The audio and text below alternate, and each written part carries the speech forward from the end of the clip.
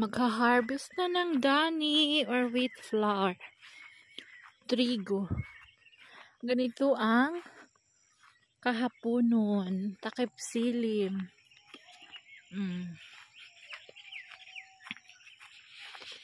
Mababa pa yung grass. Pag tag-init, sobrang taas nitong mga grass.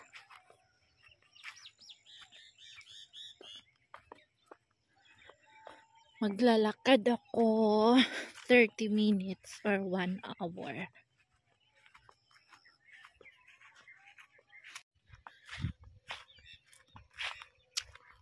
Maglalakad with sima-sima.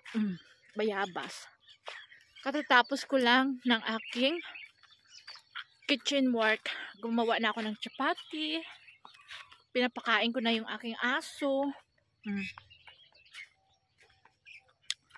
Talagang inagahan ko gumawa para makalakad ako. Kasi 3 days ako walang lakad-lakad, mga sisi. Umuulan sa amin, sobrang ulan.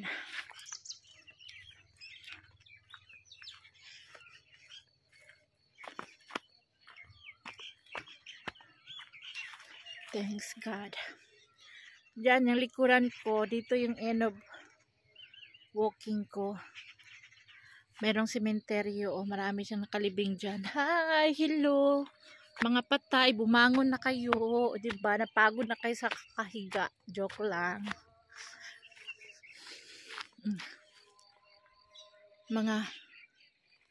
Ano ako maglalakad? Anong oras ngayon?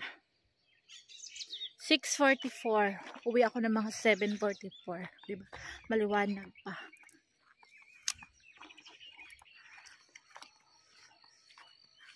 Sa hapon, tinatry ko maglakad talaga pagkatapos ng aking work. Kitchen work.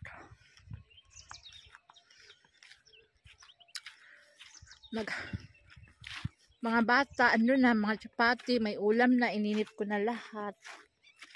Kasi nagluto ako kahapon ng manok, marami. Mga 2 days ng kain. Bukas naman ako magluto ulit ng ulam.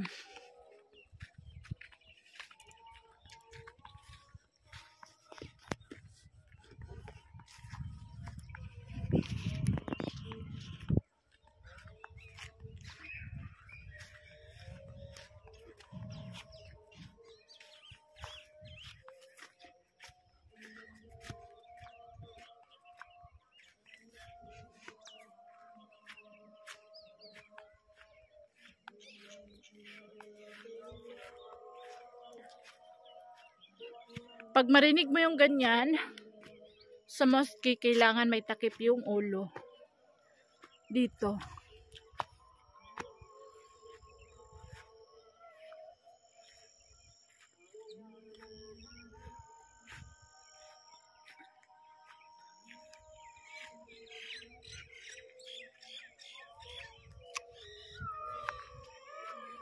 Pinapakain ko na yung mga aso ko.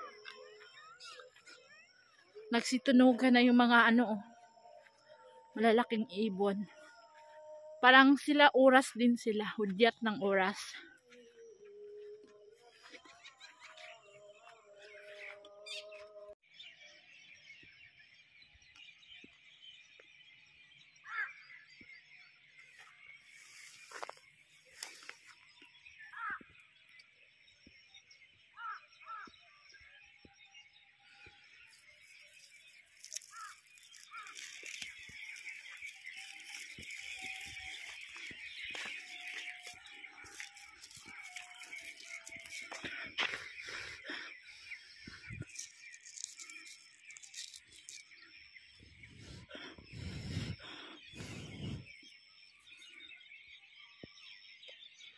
So, ganyan. Ipagiling yan siya. Harina na yan siya. Para siyang, kape na, yung kape na hinaharvest na malalaki. Ganun ang forma niya. May biyak siya.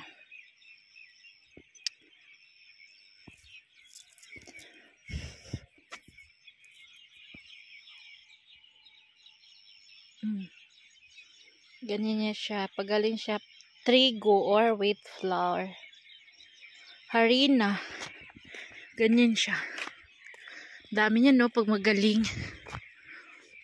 Pero pag marami ang pamilya, ako, hindi yan naabot 1 taon. Hindi nga ayan naabot 6 na buwan eh. Mga kapitbahay namin, ang dami nila sa isang pamilya.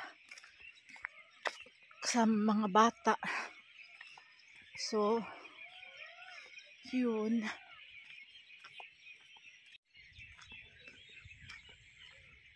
Malapit ng harbisan. Madilim ang aking video kasi takip silim na. Palubog na ang araw. Lulubog, lilitaw ang sikat ng araw. Uy, kanta-kanta si Rosana dahil maaga natapos ang trabaho.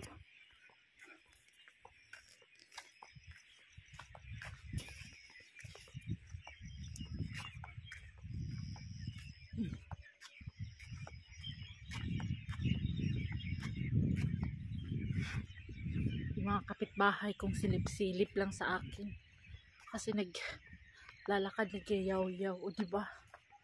Mga chismosa din. Mga chismosang international na chismosa. O diba? Phone to phone. Wag ako dahil mahal kayo dyan. Bala kayo dyan. Wala akong pakialam. O diba?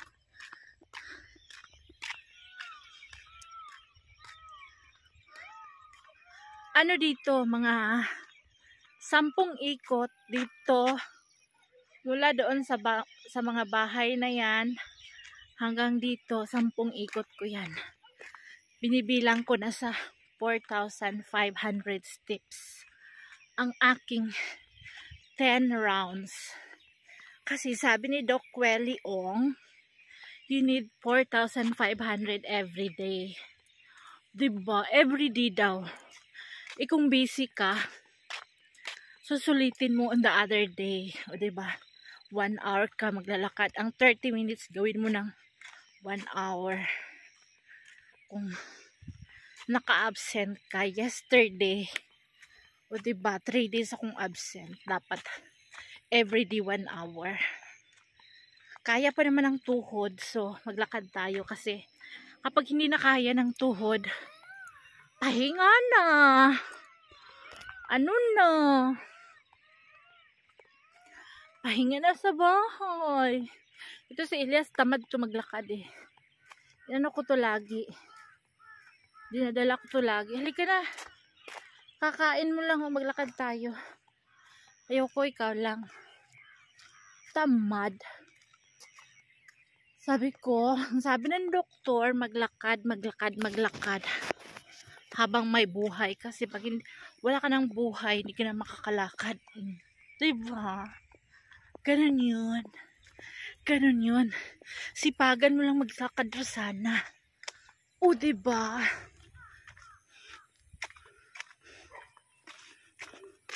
Hi, doggy! Isang dog ako doon. Si Jack. Jack ang name.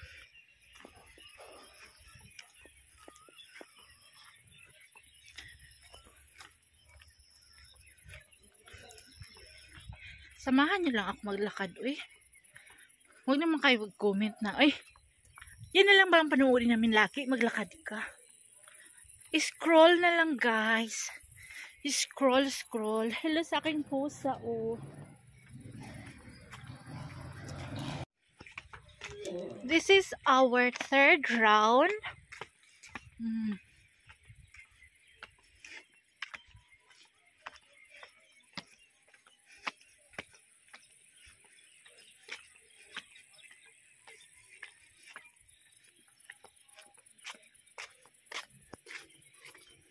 Wala mag-isa dito. Para akong tanga. Ang mga kababaihan ayaw nila maglakad sa labas. O diba? Pati exercise ayaw nila. So, I'm free. So, be it. O, diba?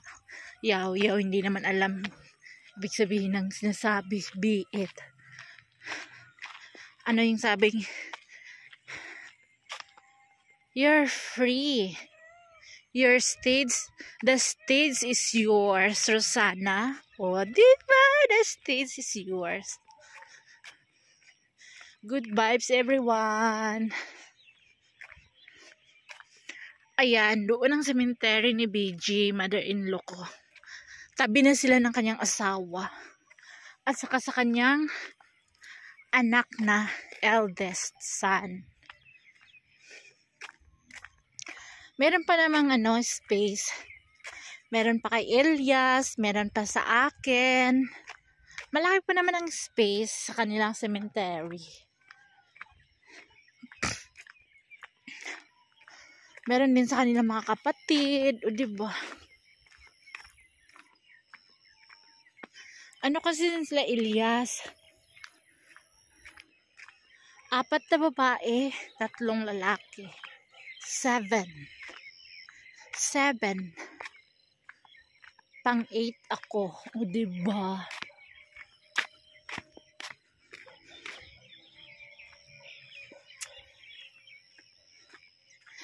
Thanks for watching. Subscribe my YouTube channel, Rosana Elias, ang second wife ng Pakistan.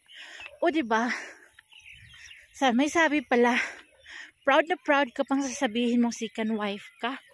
Yes, because I am married. Before I got married, my husband explained me that you are my second wife because I have my second wife, but we don't have kids. That's why I going to marry you because I want a family. I want a kid. So, diba? To be clear lang ha to everybody. Hayaan nyo na ako mag-arte-arte. Moment ko to. Malaki ang kalsada. O, diba? Wala akong kasama. Walang nakarinig sa akin. Pero may... Diyan sa bintana, ayan, may mga chismosang nagkikinig, lalo na dito may tao. Huwag natin video kay bawal man.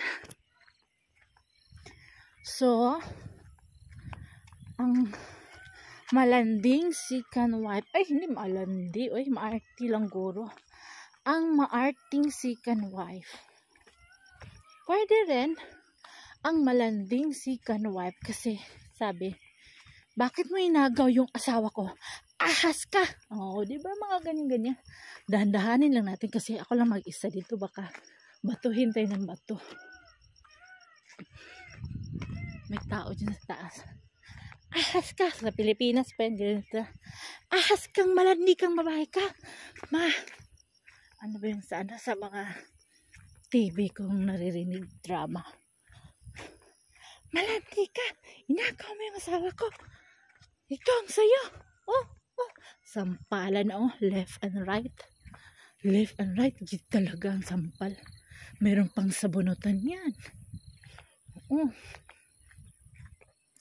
Pero, dito sa dito sa Pakistan, walang ganyanan. Dito, patalikod ang labanan. O, diba? Kulam dito, kulam doon. Marunong sila sa mga prayer na mga ganyan-ganyan. Lalo na dito sa bukid. Diyos sumiyo Marimar. Nalagpasan ko na ang ganyang klaseng moment.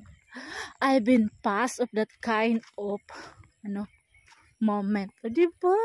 Hayaan nyo na yung English ko. Importante. Nakalakad tayo. Pagbalik natin, 4th round na tayo. Meron pang 6th round. O, diba? Maglalakad tayong nagyayaw-yaw. Ano pa ba yung comment na nabasa ko yung iba? Ang mga basher kasi, hayaan nyo lang yan sila kasi, naglabas yan sila ng kanilang opinion. Opinion nila sa buhay. Kailangan natin ng kausap. Kumbaga, sila yung kausap natin, yung mga bashers, yung mga haters.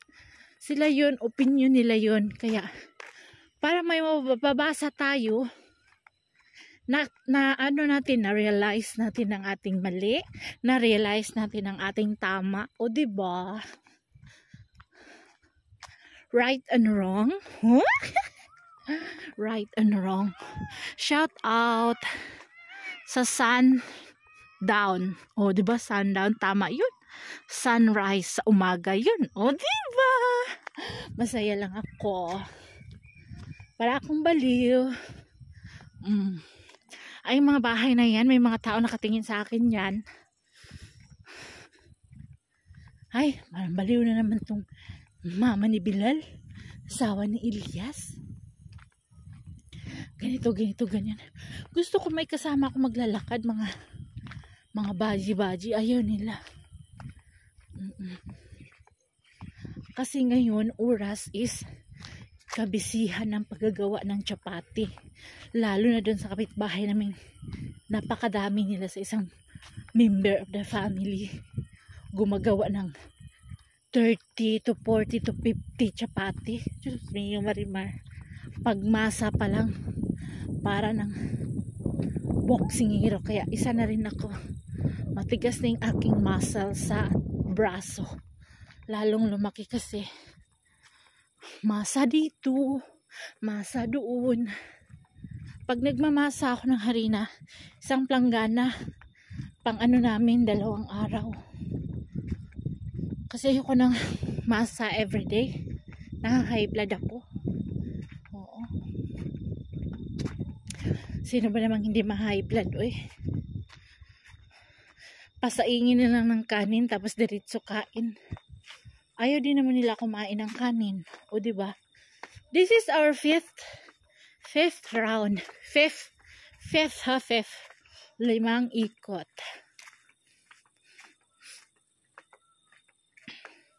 Naisipan ko mag-video eh. Kahit gabi na. Galing ako dun sa babang sementeryo. Kahit di man ako taga dito, dinadasalan ko din yan sila, yung mga patay, kasi dumadaan ako dun eh. Baka sabihin nila, hoy, magpaalam ka nga sa daanan namin, aming teritoryo ito, sabi ng mga patay. O diba, nagpaalam ako. Mahirap bang gawin yun? Charot lang.